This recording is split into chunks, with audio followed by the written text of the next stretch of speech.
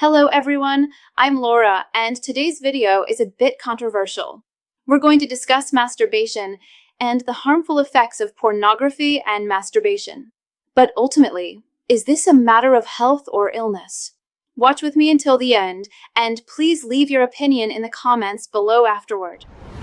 Folks, this is a controversial video, one that has been highly requested in the comments by channel viewers, and I decided to address it to report, for informational purposes, the medical consequences. The health consequences for patients who practice masturbation, whether associated with pornography or not. It is not my intention here to offer a personal opinion, much less a religious one on the subject. This is strictly informational.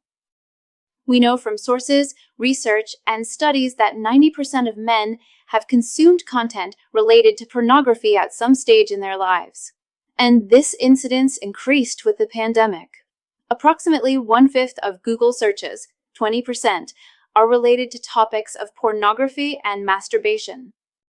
Whether considered wrong or not, masturbation is part of the sexual development for a large portion of men, and we need to know how to address this topic, regardless of whether one approves of it or not.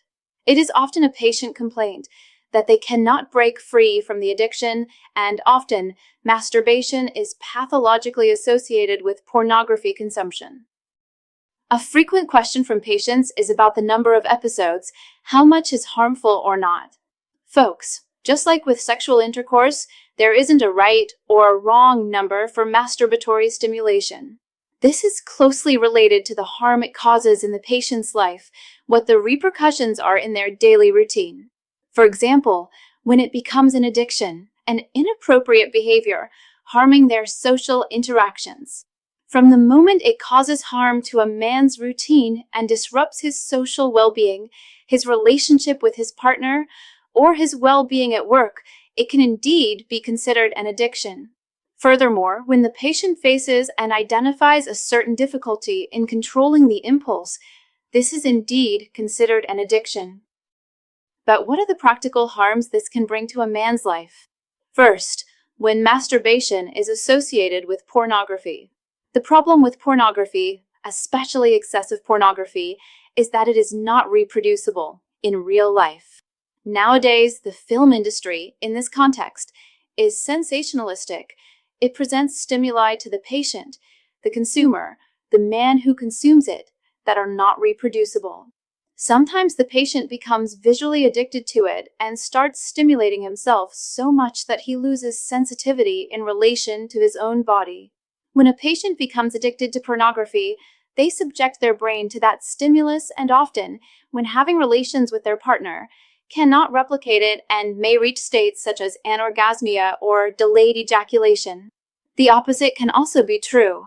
Sometimes the patient is so accustomed to pornography that when they actually have contact with their partner, they may develop conditions like premature ejaculation, losing control over their own body's response.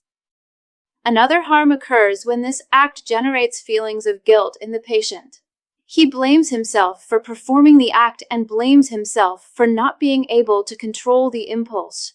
Just as this can be detrimental at home, at work, or in other places, the patient recognizes this and, being unable to control it, begins to experience symptoms stemming from the guilt related to the lack of control over the situation. This topic, folks, is also reinforced by various scientific studies and theses, and all these works identify the same thing. Excessive stimulation is indeed harmful. It can cause both temporary and often permanent damage. So, if a patient identifies that they have difficulty controlling this, that they need help returning to their usual habits, they need to seek out a urologist, a professional qualified to guide them. And often, this support needs to be multidisciplinary, for example, with the help of a sexologist or a therapist. And speaking of natural solutions to recover your intimate health, a recent discovery has been helping thousands of men restore their potency and well-being without medication, without invasive procedures. It's a simple, 100% natural method that takes only 7 seconds to apply. If you want to learn more, just point your phone's camera at the QR code appearing here on the screen, or click the link pinned in the comments.